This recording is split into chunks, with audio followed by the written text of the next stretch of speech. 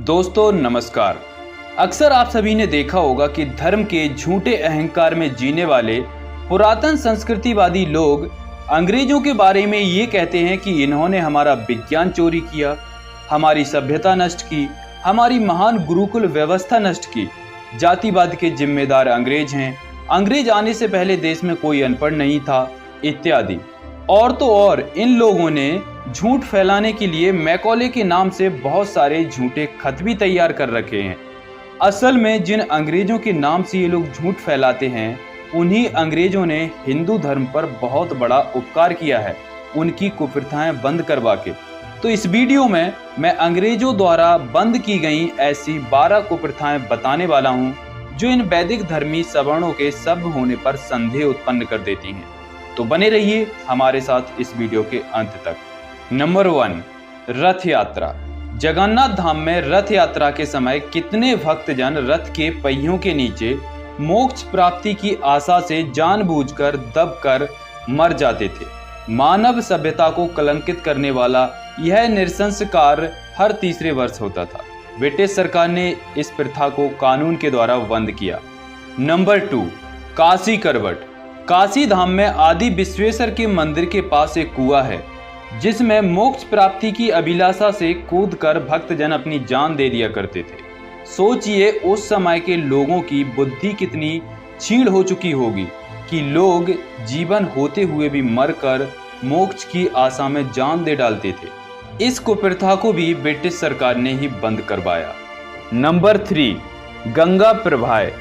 ब्राह्मणों ने नियम बनाया हुआ था कि शूद्रों के घर यदि पहला बच्चा लड़का पैदा हो तो उसे गंगा में फेंक देना चाहिए, और शूद्र इनकी बात मानकर अपने बच्चों को गंगा में बहाते रहे, क्योंकि ब्राह्मणों का ऐसा मानना था कि पहली संतान हुष्ट पुष्ट और शक्तिशाली होती है, और अगर पहली संतान को ही माँ से छीनकर गंगा में बहा दिया जाए तो उस माँ का दिमागी संतुलन बिगड़ सकता है, वो पागल भी हो सकती है, और इसके चलते वो दूसरे बच्चे को जन्म देने के लिए वैसी नहीं रहेगी जैसा कि वो पहले थी।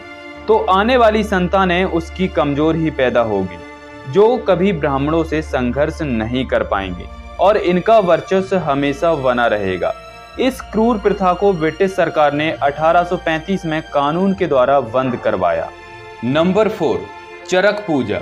काली के मोक्ष अभिलाषी उपासक के मेरुदंड में 2 लोहे के हुक घुसाकर उसे रस्सी के द्वारा चरखी के एक छोर से लटका देते थे, और चरखी के दूसरे छोर में बंधी हुई दूसरी रस्सी को पकड़कर उस चरखी को खूब जोर जोर से तब तक नचाते थे जब तक कि उस उपासक के प्राण ना निकल जाएं। इस प्रथा को ब्रिटिश सरकार ने 1863 में कानून के द्वारा बंद किया। नंबर 5, सतीदाह। इसके बारे में तो सभी को पता ही होगा कि विधवा स्त्री को उसके मृत पति के शव के साथ उसी की चिता में जला दिया जाता था। इस अमानुष प्रथा का अंत ब्रिटिश सरकार ने 1829 में किया। नंबर 6, कन्यावध। उड़ीसा और राजपूताना में कुलीन क्षत्रिय कन्या का जन्म होने पर तत्काल ही उसे इस भय से मार देते थे कि उसको जिंदा रखने पर उनको किसी न किसी का ससुर साला बनना पड़ेगा। इस जघन्य प्रथा को ब्रिटिश सरकार ने 1843 में कानून बनाकर बंद करवाया। नंबर 7, नरमेध। यह पैशाचिक प्रथा ऋग्वेदीय सुनासेफ सूक्त को आधार मानकर उत्तर और दक्षिण भारत में प्रचलित थी। इसमें किसी अनाथ या निर्धन मनुष्य को दीक्षित करके यज्ञ में उसकी बलि चढ़ाई जाती थी। इस निष्ठुर प्रथा को भी ब्रिटिश सरकार ने 1830 में बंद करवाया। नंबर 8, महाप्रस्थान। इसका आधार मनुस्मृति अध्याय 6 श्लोक 31 माना जाता था। यह एक प्रकार का आत्मघात है। इस व्रत को करने वाले मोक्ष लाभार्थ जल में डूबकर अथवा आग में जलकर अपनी जान देते थे। मृच्छकटिक नाटक में लिखा है कि राजा शूद्रक ने भी महाप्रस्थान किया था।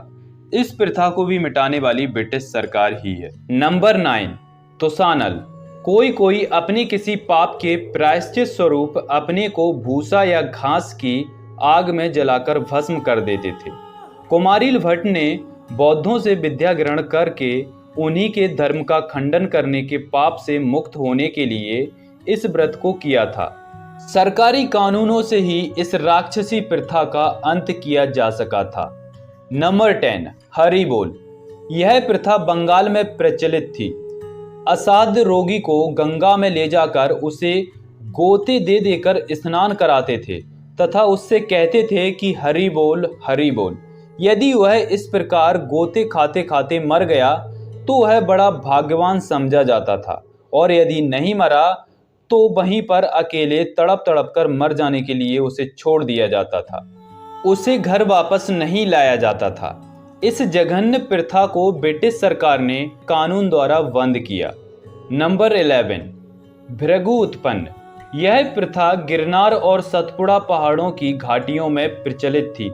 वहां के नवयुवक अपनी माताओं के द्वारा महादेवी जी से की हुई इस मनौती को पूरा करने के लिए कि यदि हमें संतान होगी तो हम अपनी पहली संतान को भृगु उत्पन्न कराएंगे, पहाड़ की चोटी से गिरकर अपने प्राण दे डालते थे।